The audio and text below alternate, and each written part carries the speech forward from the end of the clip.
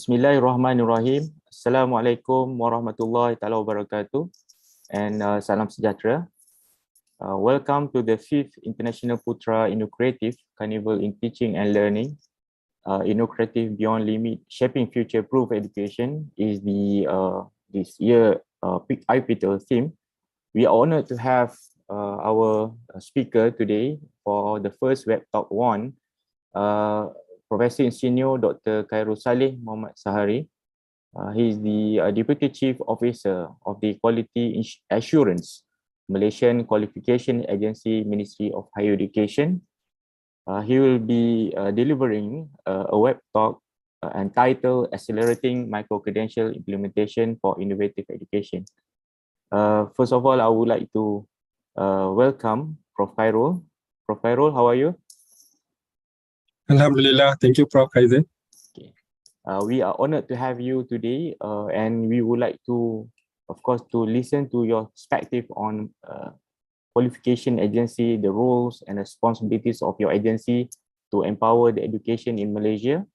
And of course, before I hand over this session to you and give you, a session to present the input that you want to give to all of us, I would like to share with the audience on a brief notes on your biography. All right, so Dr. Khairul Salleh, Professor Khairul Salleh Mohamed Sahari is currently the Deputy Chief Executive Officer, the CEO Quality Assurance of the Malaysian Qualification Agency, MQA, since May 2019. As the Deputy CEO, Quality Assurance, he is responsible for all quality assurance activities of the agency, which includes policy and standards development, QA assessor, development and deployment, accreditation of higher education programs and providers in the country, equivalency evaluation of foreign qualifications, comparability exercises on QA processes and outcomes, accreditation of prior experiential learning and internal management of the agency. So I got my tongue twisted because of the roles that you play at your agency, Prof. Khairul. But prior to the current post, he was a professor at University Tenaga Nasional, the Energy University, holding the post of Assistant Vice Chancellor, Academic. He was also Director of Strategic Planning Center and Senate member of the university, among others. He is also an active assessor for accreditation of engineering programs under the Board of Engineers Malaysia. So Prof. Khairul obtained his Bachelor in Mechanical Engineering from Waseda University, Japan in 2000, and his PhD in Engineering from Kanazawa University, Japan in 2006, respectively. He is a senior member of IEEE, the Institute of Electrical and Electronics Engineers, and is a professional engineer registered with the Board of Engineers, Malaysia, and a chartered engineer registered with the Engineering Council UK. His research interest is in the area of robotics, mechatronics, artificial intelligence, and control. So thank you very much, Prof. Khairul, again for agreeing to be with us today. So without further ado, I will hand in this screen to Prof. Khairul Salleh to deliver his web talk. Thank you very much.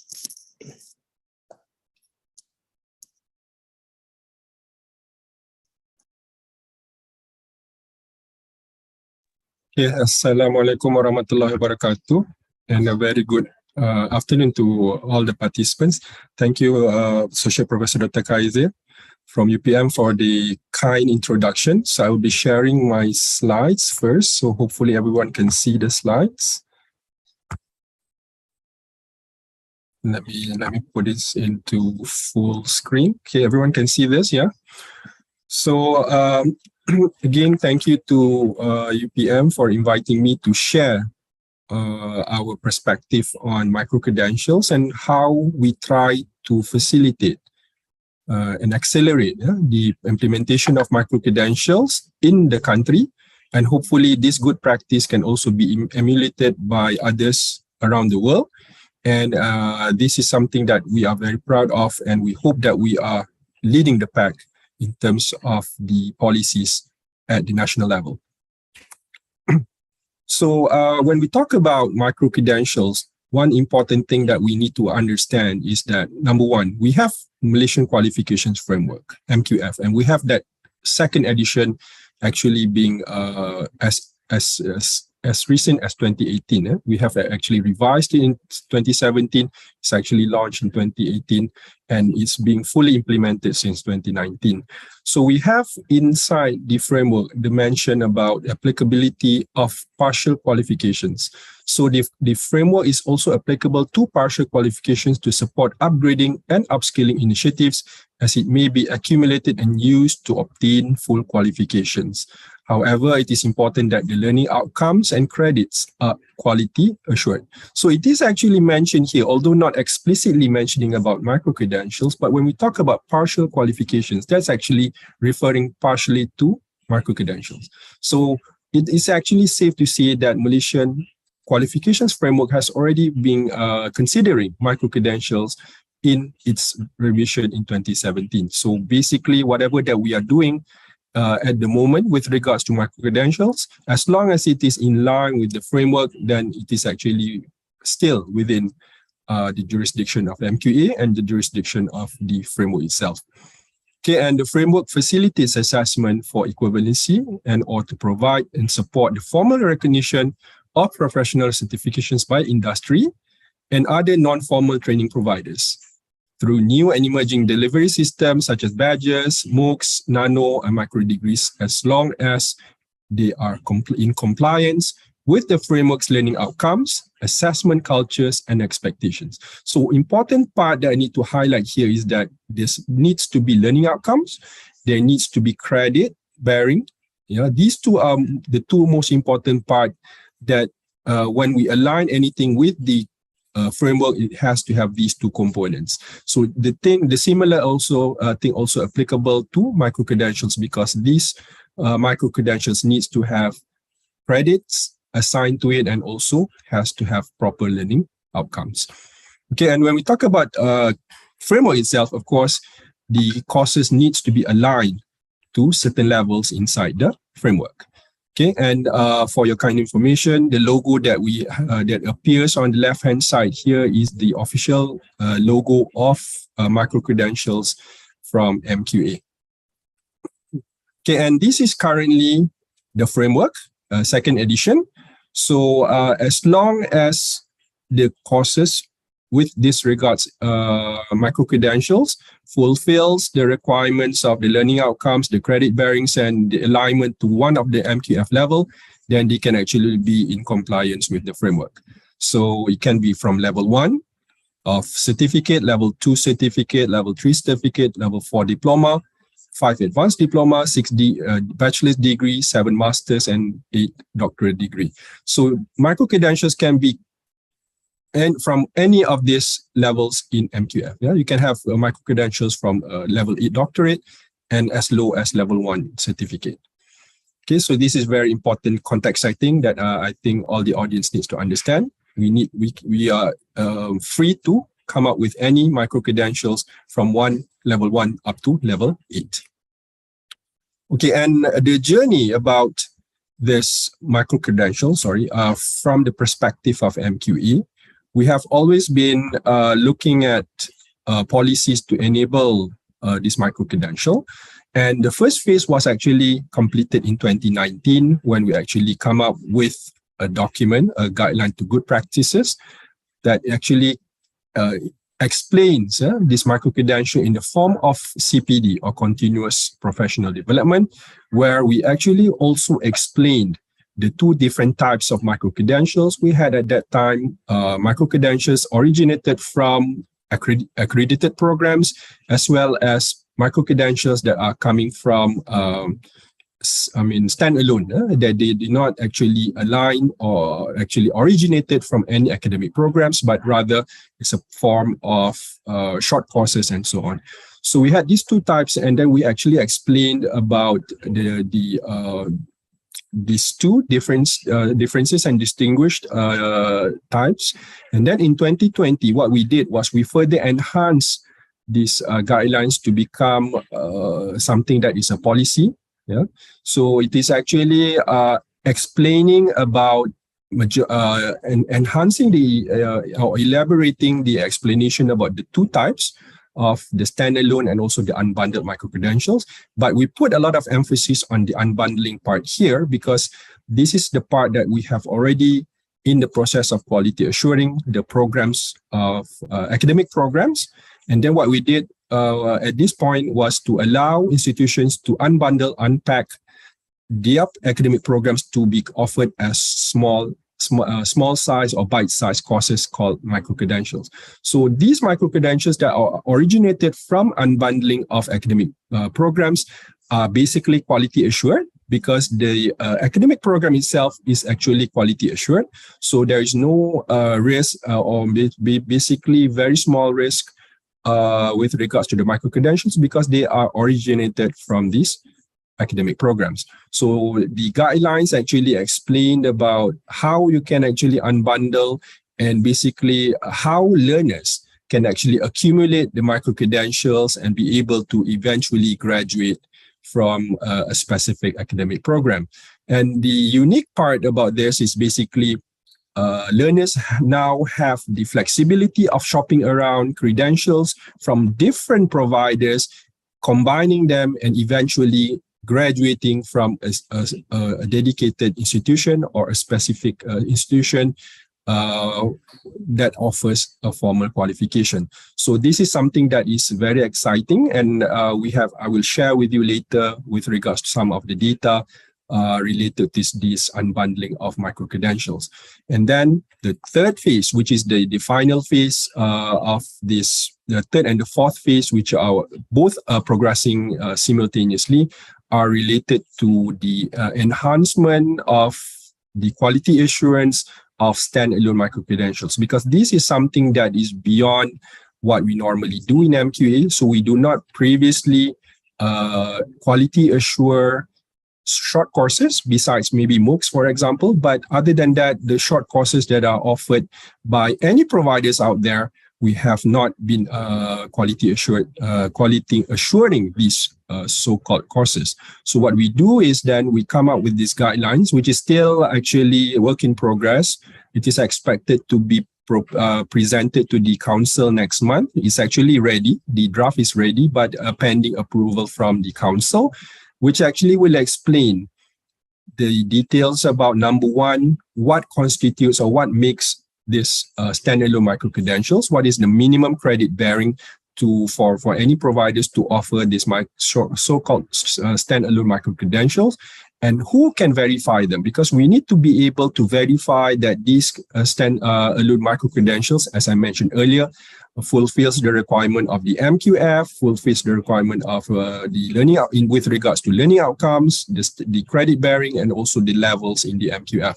So this has to be verified, and the verification centers, there will be verification centers set through this once this GGP is endorsed, and who can become verification centers, and how is the process being supposedly done, and so on. So this will be actually explained in these guidelines to good practices, which is inshallah be supposedly launched at the end of this year. Okay, so this is a very exciting thing. And on top of that, so how about the learners who are actually going into academic programs through the means of micro-credentials? So we have then i-PicTL as a mode of entry for learners who may not perhaps fulfill the requirements of the normal entry requirements, but have accumulated certain numbers of micro-credentials. So we allow them to also join in academic programs through the route of i-PicTL. This is actually already endorsed by the board, by our council, but we are in the midst of fine-tuning the basic the fee structure and so on. So once this is actually completed, this is also supposedly announced at the end of this year. So please look forward to these two important documents with regards to number one, the standalone micro-credentials coming out, and also the improved guidelines of good practices of Appel A, which will also be one of the pathway for micro-credential learners, and also a dedicated platform of entry through micro-credentials through Appel M. Okay, and the guidelines of that is already endorsed in 2020, as I mentioned earlier, focuses more on the unbundling of accredited programs, but it also touches about what constitutes standalone micro-credentials. Okay, and what is important here is that how we actually quality assure these micro-credentials. Basically, nature of micro-credentials can come from components of accredited programs. It can also be part of standalone, as I said earlier. So learners have the flexibility to actually mix and match between courses from multiple higher education providers.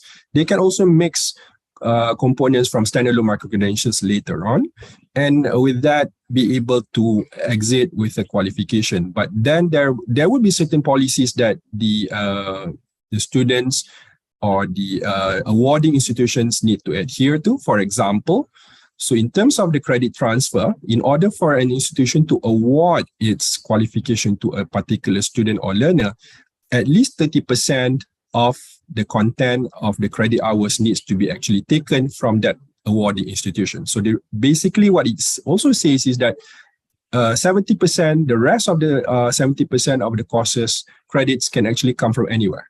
Can be coming from different institutions, can be coming from also a mix between different institutions and also standalone micro-credentials. So that is basically one of the most important requirement. And other than that, it is basically as long as the students and learners are taking accredited or quality assured or approved credentials, then they can actually stack these credentials up, okay, and be able to then exit from a particular institution. But one thing that is also important to understand for the audience to understand here is that the credit transfer that is actually policy that is used here is actually the same as the policy that is used in normal credit transfer. So for example, it means that the content that the receiving institution has to check is basically the content of the micro-credential has to be 80% or more similar with the courses that is actually offered in the award for the awarding qualification. So that is an important policy that needs to be adhered to by the providers. Okay, so next one. Let's see. Okay, so as I said earlier, this is more of a repetition. Okay, the credential has to be outcome based. Okay, it can be personalized. Okay, and then it means that for the offering of the credentials, it doesn't have to actually follow exactly the normal. If it comes from unbundled programs, it doesn't have to follow the nature of the original course being offered. It can be personalized.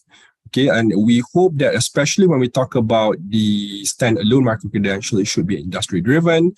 Okay, all these credentials have to be secure and shareable. So, for example, once a student graduates or a learner graduates, then they will be actually awarded, for example, digital badges. So that digital badge can be shared, and any party who would like to see the credential will actually be able to understand that it is something that is secure, that is something that is authentic. So this kind of technology has to be embedded inside the digital badge to ensure that it is actually shareable and is safe for everyone to share. And transparency is very important because for learners, once they take these small size courses, what do they actually receive in terms of the certificates and documents? So that certification and documents needs to be very transparent so that the learners can use this for the purpose of credit transfer or purpose of graduation. So this is very important policy principles with regards to micro-credentials. And of course, all these 8 items are in a way quite similar with quality assurance of academic programs. So of course, all this needs to be taken into account when a provider comes up with a specific micro-credentials. Okay, and once these are all actually complied with, then through the audit, through the verification process, then MQA will put in our quality mark, which is a trusted brand across the world.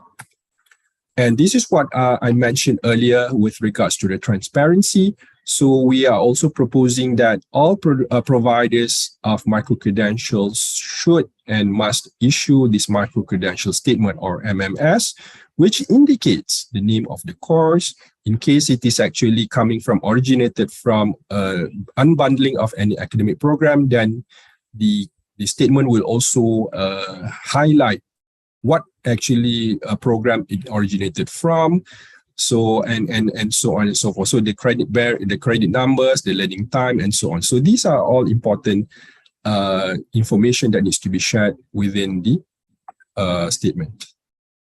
And as I said also earlier, this is just an example of a diagram to showcase that students or learners can mix and match credentials from any providers and be able to exit with a qualification in the end.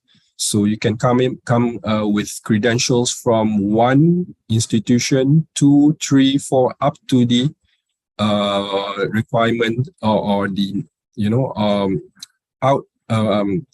it's actually depending on the student or the learner themselves, because if they want to shop around, they can do that as long as the credentials are verified and quality assured by MQA.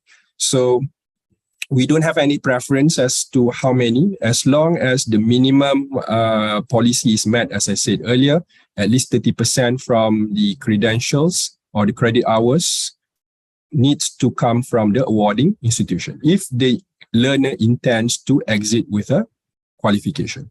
If not, then it is just for the purpose of, for example, for the purpose of relearning, reskilling, upskilling, or for CPD, continuous professional development, then they do not need to actually adhere to any specific number of credit hours. It's totally up to the specific individuals. Okay, and this is the number that we have so far. We have actually recorded a total of more than 14,000 micro-credentials so far from various levels, from level 3 to level 8. This is as of 15 October, coming from 80 higher education providers.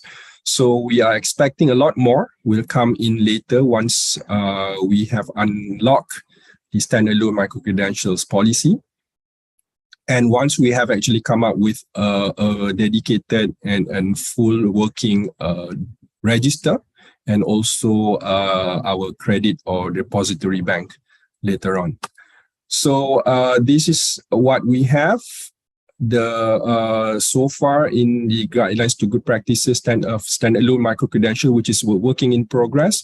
One is the verification mechanism to establish better connection to MQF, which needs to have this credit bearing. Okay, assessment aligned to learning outcomes. Okay, and we have also the MQF levels, as I said earlier. And then all these micro-credentials which are verified needs to be registered inside the micro-credentials portal. We have already launched this on the 3rd of June 2022, but we are in the midst of upgrading this portal so that it will actually be able to house in more data, especially with regards to the standalone micro-credentials later on, where we need to put in also the verification center, the providers, and so on. So, and then once this is actually up and running, we also have the plan to have the learner's credit depository. You can see this on the far right side of the screen. So this will actually strengthen the support system for the implementation of micro-credentials, and will increase the public confidence on micro-credentials and facilitate learners on credit transfer, leading to the award of academic qualification. So this learner's credit depository is something that can actually be of reference to providers, because you can actually print the entire kind of like a transcript of the learner, and then from there it's actually verified by MQA. Okay, and this is all up. Next, we also have the system for application as verification center and for learners. So this is something that we are developing in terms of the system. Okay, and I think all these are very, very exciting key features that you can actually see on the right side of the screen as well. Okay, so fulfillment of the admission criteria through UPM, for example, at least 50% of the total credits are obtained by the learner. Then if the learner doesn't fulfill the requirement of the entry requirement, he or she can enter any program through the means of UPM. Okay, and I think this is also needs to be conducted by our respective UPL centers, and we hope that with these additional key features will actually encourage more higher education providers to come to us, to MQA, to apply for the license to conduct UPL A or UPL M. So this is something that may be also exciting for the higher education providers out there. I think that's all from me. Thank you very much. And back to you, Prof. Kaize. Thank you very much, Prof. Khairul, for your insightful and wonderful sharing. I believe that there are quite a number of questions that we will entertain after this. But before we proceed to the Q&A or perhaps feedback from the audiences, I would like to reiterate on the concept of the education that is more of open and freedom. You know, that is something that is what we need in our educational landscape today. And one of your slides just now caught my eyes, especially on the grab concept of the micro-credential courses. You know, you can just pick and choose whatever available courses out there, and then you just need to complete a certain number of credit hours to make sure that you reach a certain level of competency on that particular course. All right, so I would like to take this opportunity to invite members of the screen to pose any questions, or you may, straight away ask Prof. Khairul if you have any question. The screen is yours.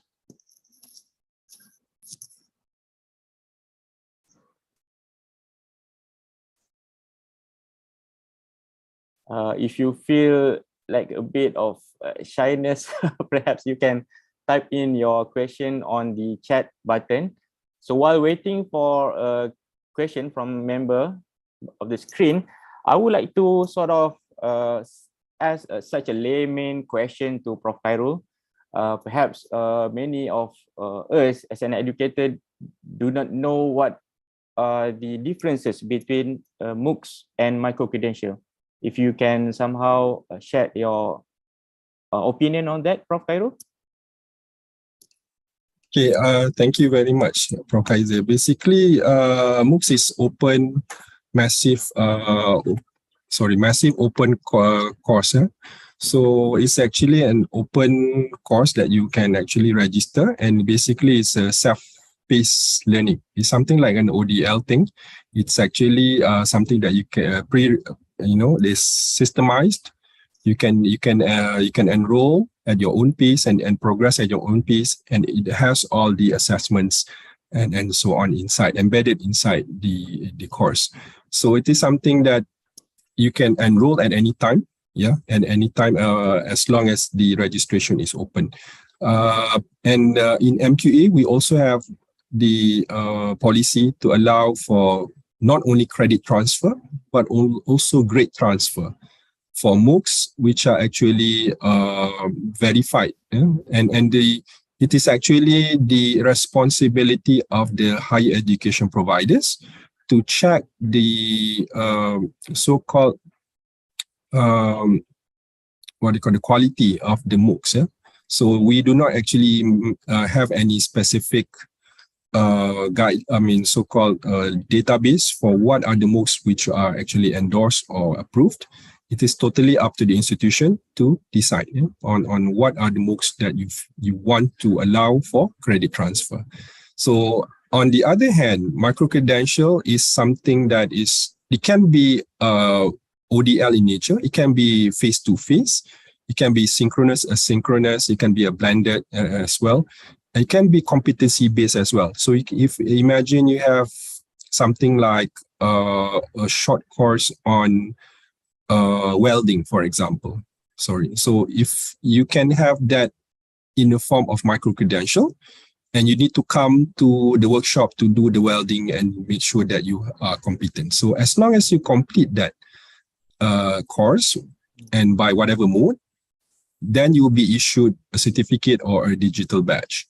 So, and it has to have the similarity between the two is basically it has to have assessments, and in case of micro-credentials, you need to also have, and MOOCs as well, you need to have that credit bearing. So for you to be able to transfer that into your program that you want to enroll in the future. So I think it's maybe more or less similar, but in a way, micro-credential is more wider in the scope because it actually allows you to offer basically anything, as long as just imagine that the short courses that you enroll so far in your life, perhaps all that, if it carries value, it can actually be converted into micro-credentials. So, well, it's crystal clear from what my understanding. I'm glad that we have received one question from Dr. Nurul Izzah on the chat room.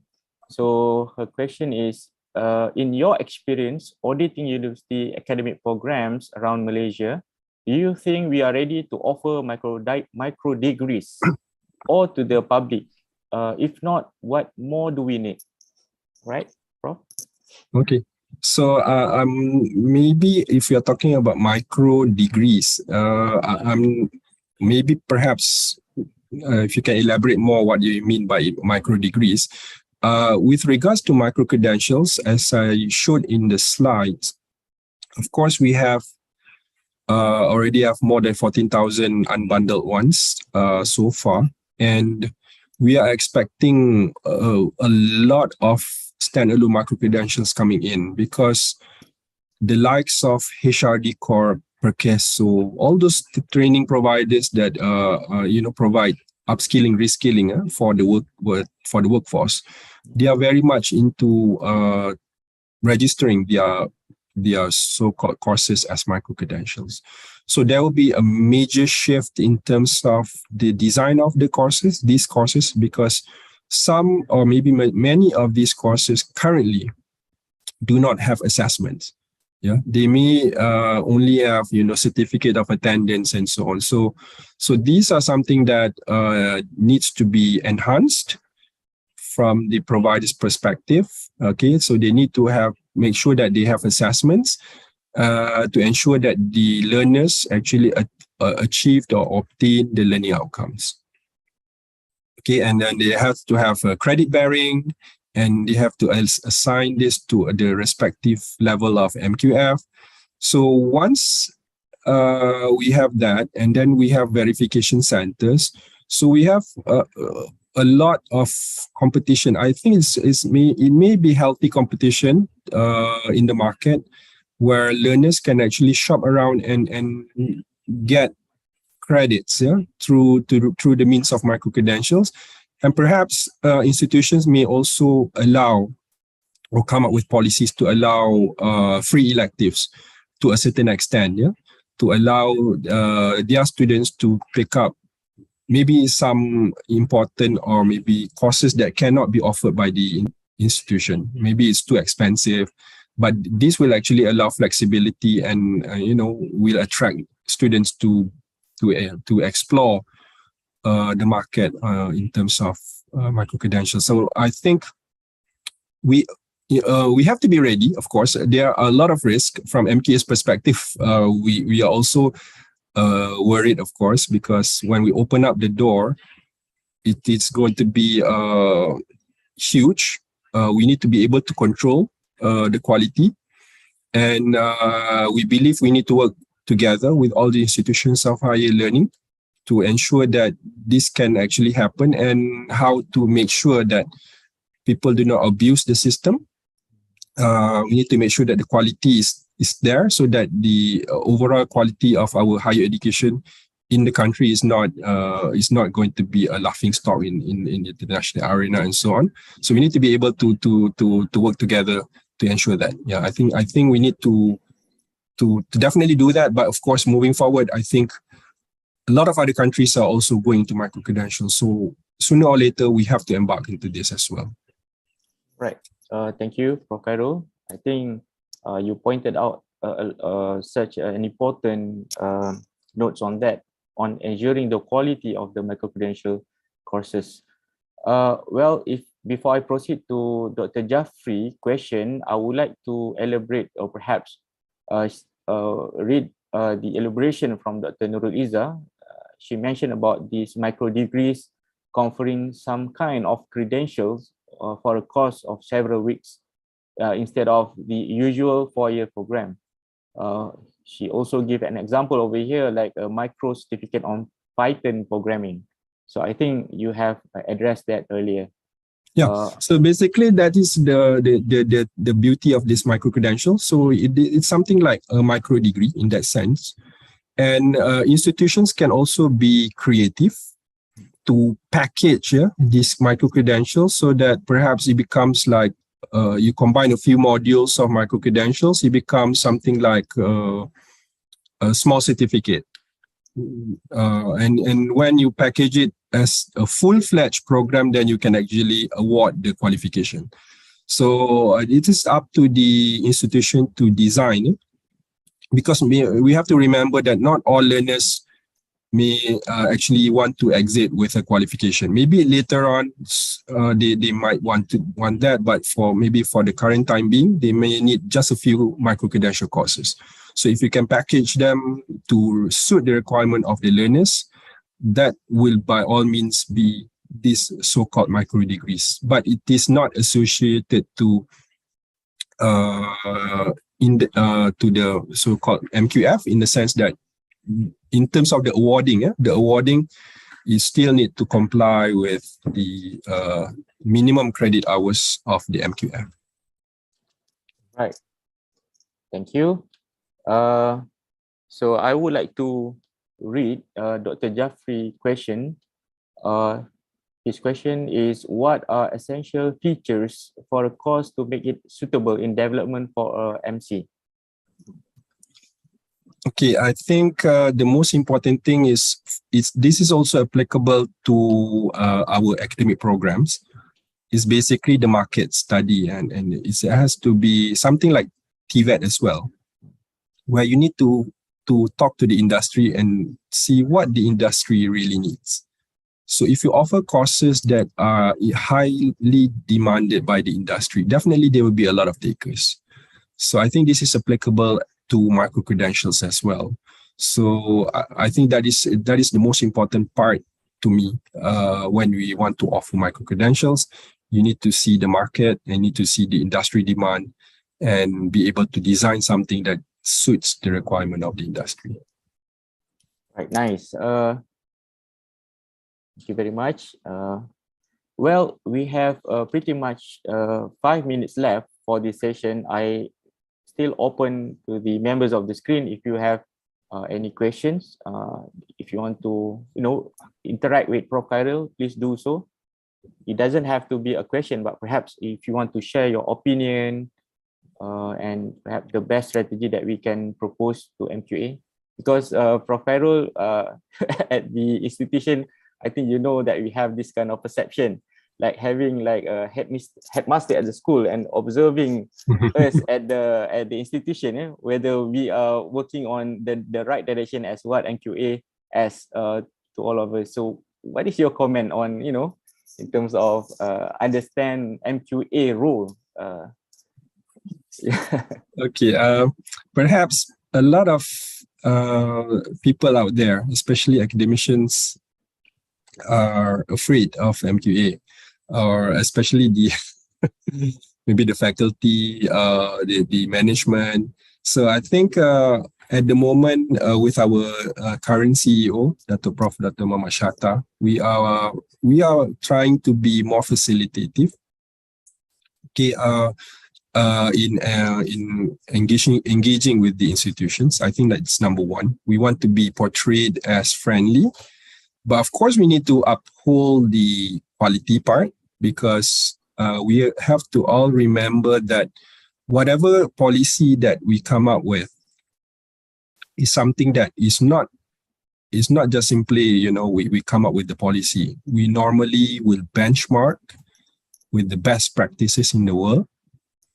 And we must not do something that is, something that is too low, that will cause us to have issues with our mobility,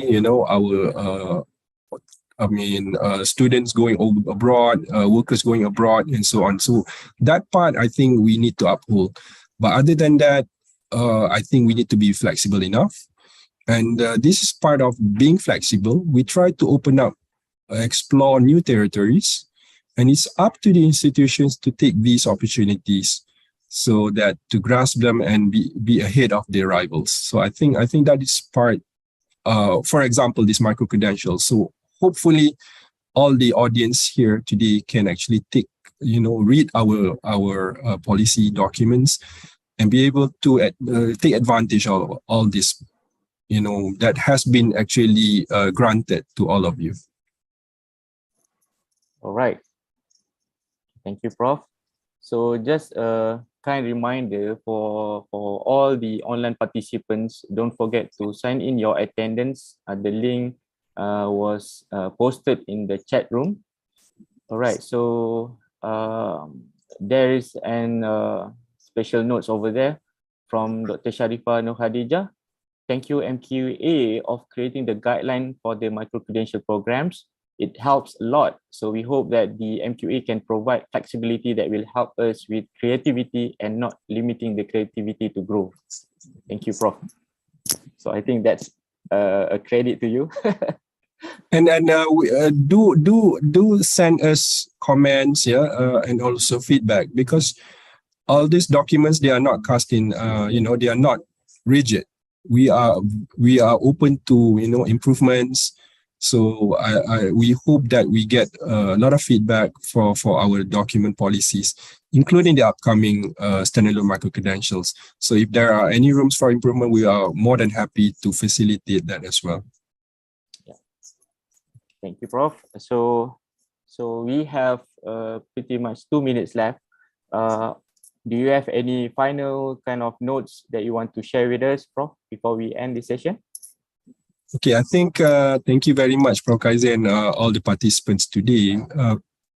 We hope that, number one, of course, the ministry wants Malaysia to be the educational hub of this region. And we hope that by having micro-credentials, that can also help us to achieve this vision. Okay, because as I said, we are kind of like ahead of the competitors so far. We know that Thailand is also coming up with their policy on micro-credentials. But I think in this region, at least, we are ahead of our ASEAN member states.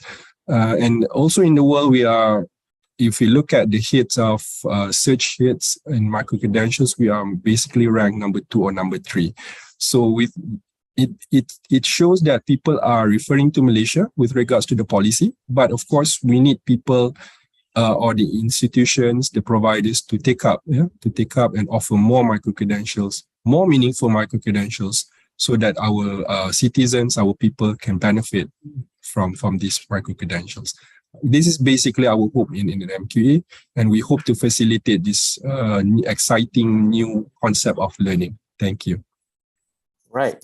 So I believe that we have such passionate educators in Malaysia, and we will, sort of bring in the spirits of MQA to help us to develop more of micro-credential courses. And ultimately, we will, of course, meeting up the dynamic challenges of educational landscape these days, we need to work together and collaborate to some extent. Right. So I think if there is no other questions from members of the screen, allow me to end this session by saying to convey my gratitude to Professor and Senior Dr. Khairul Salleh for your time, spending your time with us in i-PicTL 2022. It's a great pleasure to have all of you today, the members, audiences joining us. We will have a series of web talks and other events after this. Stay tuned and keep on passionate on becoming a great teachers to all of our future generations. So with that, I end with wabillahi taufiq wa hidayah. Wassalamualaikum warahmatullahi taala wabarakatuh, and have a great day ahead. Thank you. Thank you. Thank you, everyone.